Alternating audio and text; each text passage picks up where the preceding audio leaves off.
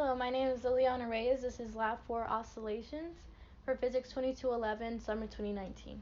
So for this lab, we're asked to analyze the given video of a spring mass system using Tracker. Next, we will use the data from video analysis to create a computational model of the spring mass system. Next, we'll compare the model predictions to data from Tracker, and we'll also see if the energy principle is satisfied. Given information are the mass and the length. So the mass is 0.402 kilograms.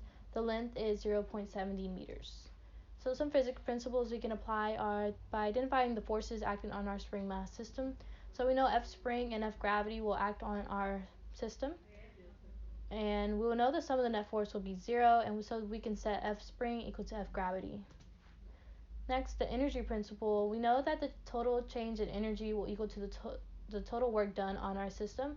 So we know that we will have the change in kinetic energy plus the change in the potential spring energy plus the change in potential gravitational energy will equal our total change in energy.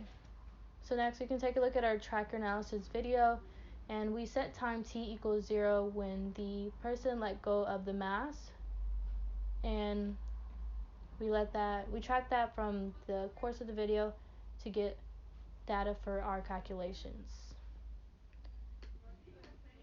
So for our period of oscillation, we use the formula T is equal to 2 pi over times the square root of mass over K. So after plugging in our values, T is equal to 1.519 seconds. For spring stiffness K, we did K is equal to 4 pi squared times mass over the period of oscillation squared. So K was equal to 6.878 newtons per meter. So our relaxed length LO was found by setting F gravity equal to F spring.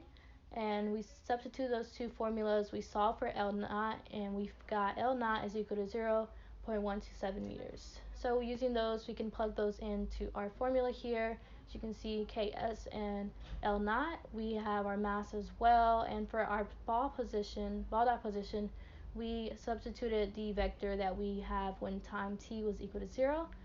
And we use these lines of code to update our spring, and we also use the formulas we saw on our energy principle slide to compute the system energies, and we add those all to find E, which is our total energy.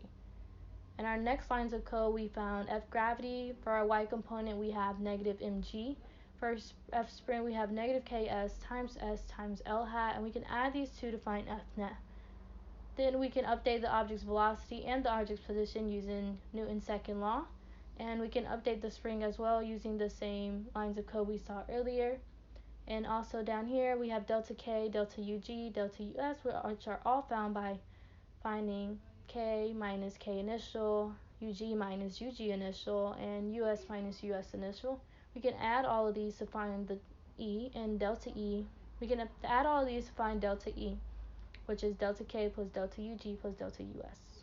Next, we can take a look at the computational model here, and as you can see, we have our change in energy versus time graph here, our position versus time graph here. As you can see, there are a few discrepancies in our comparison of these two lines. This could be because the computational model overpredicts the motion that the mass will take the x and y position. And next is the question, is the energy principle satisfied? I believe yes. So in our change in the spring potential energy, as you can see in the legend, we can see green is our change in spring potential energy, the red is our change in gravitational potential energy, our blue is our change in kinetic energy, and our orange is our total change in energy. So as you can see, the spring potential energy is increasing as the gravitational potential energy is decreasing, as well as the total change in energy is equal to 0, and it is equal to 0 by adding all the other three lines here. So yes, our energy principle is satisfied as it meets these conditions.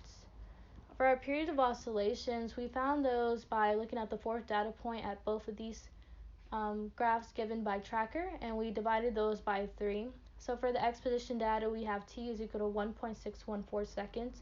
For the y position data, we have t is equal to 1.519 seconds. So as you can see that it takes about 0.1 second longer for the mass to move in the x position, for it to complete an oscillation in the x position. And that is because as you saw in the video, it is a lot wider than it is short, so it will take it a while, just a bit longer for it to move in the X position versus in the Y direction. And that is why we have those different period of oscillations. And that is all for today. Thank you so much.